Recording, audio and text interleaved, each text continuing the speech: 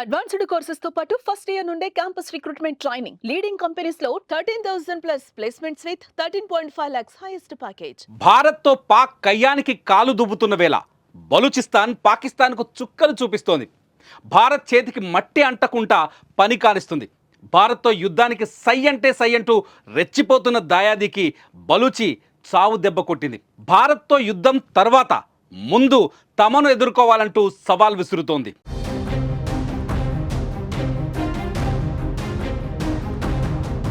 Balochistan army ఎన్నో రోజులుగా స్వతంత్రం కోసం పోరాడుతున్న సంగతి తెలిసిందే. ఈ నేపథ్యంలో బలూచిస్తాన్ జరిపిన దాడుల్లో 10 మంది పాకిస్తాన్ సైనికులు మృతి చెందారు. పాక్ సైనికులను లక్ష్యంగా చేసుకుని మార్గట్ ఏరియాలో రోడ్డు పక్కన బాంబు పెట్టి రిమోట్ కంట్రోల్తో పేల్చేశారు. ఆ తర్వాత దాడి తమదే అని వీడియో విడుదల చేసింది బిఎల్ఏ. ఈ దాడిలో 10 మంది పాక్ సైనికులు అక్కడికక్కడే మృతి చెందారు. ఈ వీడియో సోషల్ మీడియాలో వైరల్ అవుతుంది. ఇదిలా ఉండగా గత మార్చి నెలలో కూడా బలూచిస్తాన్ లిబరేషన్ జరిపిన దాడుల్లో 60 మంది పాక్ సైనికులు హతమయ్యారు.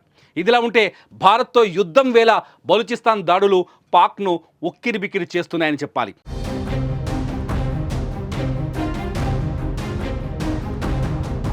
మరోపక్క లిబరేషన్ ఆర్మీ పాకిస్తాన్కు తీవ్ర హెచ్చరికలు జారీ చేసింది.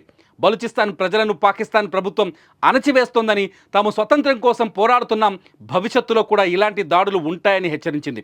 తాము నాశనం కోసం కాదు, స్వతంత్రం కోసం పోరాడుతున్నాం, దీనికోసం శత్రువులను లక్ష్యంగా దాడులు చేస్తూనే ఉంటామని హెచ్చరించింది. ప్రస్తుతం భారత్తో ఉన్న టెన్షన్తో పాటు పాకిస్తాన్కి ఇది మరో తలనొప్పిగా మారిందని చెప్పాలి. ఇక గురువారం కూడా బిఎల్ఏ మరో 7 మంది పాక్ సైనికులను చంపేసినట్లు తెలుస్తోంది.